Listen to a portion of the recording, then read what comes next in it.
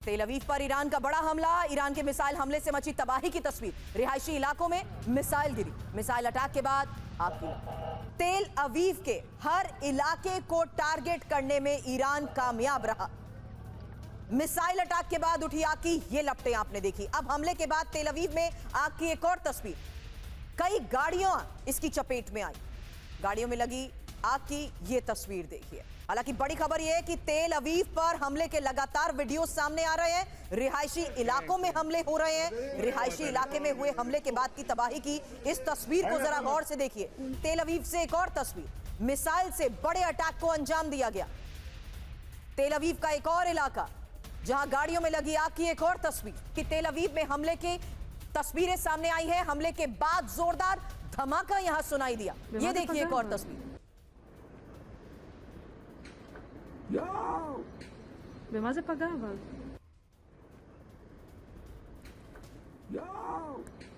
במה זה פגע אבל?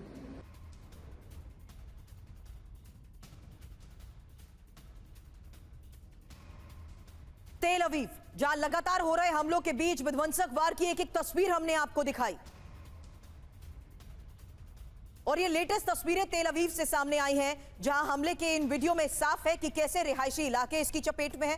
इन हमलों से साफ है कि किस तरीके से गाड़ियों में आग लगी। और मेरे सहयोगी मनीष, आपसे इन तस्वीरों को लेकर सवाल करूं उससे पहले टाइमिंग, क्योंकि हम लगातार पिछले कई घंटों में ग्राउंड ऑपरेशन को लेकर बात कर रहे हैं। पिछले कई घंटों में हमने देखा कि ना सिर्फ तेल अवीव बल्कि हाइफा से भी आपने रिपोर्ट्स दिखाई मनीष, जहां हमले और तेज हुए। साथ ही फार्मास्यूटिकल कंपनी इंपॉर्टेंट टारगेट्स को जिस तरीके से ऑयल रिफाइनरीज के बाद हिट किया जा रहा है, ईरान बहुत स्ट्रैटेजिकल मूव अपना रहा है मनीष।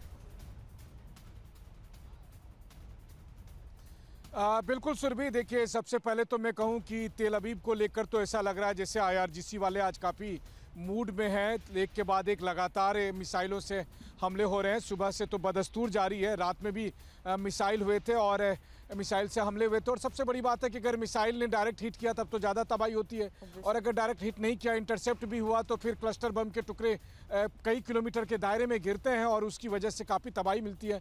इस वक्त जब मैं आपसे बात कर रहा हूँ, इस लोकेशन का एक खास महत्व ये है कि आप कैमरे पर देख रहे हैं बड़ी बड़ी ऊँची ऊँची इमारतें और ये सब होटल, और यहीं पर पास में इंडियन एम्बेसी की बिल्डिंग के ठीक 100 मीटर दूर समंदर में आकर मिसाइल गिरी। तो अगर वो मिसाइल थोड़ा 100-200 मीटर दूर गिरती तो ये बड़े बड़े ऊंचे और जो आप होटल देख रहे हैं ये, या फिर अमेरिकन एम्बेसी या कुछ भी इसके चपेट में आ सकता है। पीछे में मेरे अमेरिकन एम्बेसी यहाँ पर है।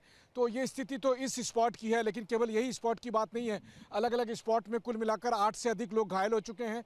कई गाड़ियाँ जल चुकी है, कई घरों को बहुत नुकसान पहुँचा है। और ये सिलसिला लगातार चल रहा है। हर 15 मिनट 20 मिनट या आधे घंटे में अलार्म बजते हैं, सायरन होते हैं, और फिर लोग जो इस वक्त अभी आप देख रहे हैं बहुत से लोग जो आ रहे हैं जा रहे हैं, ये सब तुरंत ही सब कुछ छोड़ छाड़ कर फिर बंकर में भागते हैं। अभी अभी अमेरिकी एम्बेसडर ने एक पोस्ट भी किया है कि वो बंकर से निकल कर आए थे और ये सिलसिला किस तरह दिन भर का है। तो बात तो सही है कि एक तरफ अमेरिका ग्राउंड ऑपरेशन की सोच रहा है ईरान में, वहीं दूसरी तरफ ईरान ना केवल अरब मुल्कों में, चाहे वो सऊदी हो, कुवैत हो, बहरीन हो, कतर हो, बल्कि ईरान इजराइल पर भी 2000 किलोमीटर दूर मिसाइल हमले कर रहा है। कल हमने हाइफा में देखा कि बहुत ही कोऑर्डिनेटेड अटैक था। उससे पहले परसों हमने बीर सेवा में देखा जब केमिकल प्लांट पर अटैक किया गया था। तो ये सिलसिला है, कभी तेल अवीव, कभी जेरूसलम, कभी हाइफा, कभी बीर सेवा, कभी डिमोना। लगातार ईरान रुकने का नाम नहीं ले रहा। बिल्कुल रेडी टू अटैक मोड पर पूरी तैयारी के साथ की जा रही मैपिंग के बलबूते ही वो लगातार हमलों को अंजाम दे रहा है। तेल अवीव से ही कुछ और रिपोर्ट्स है मनीष।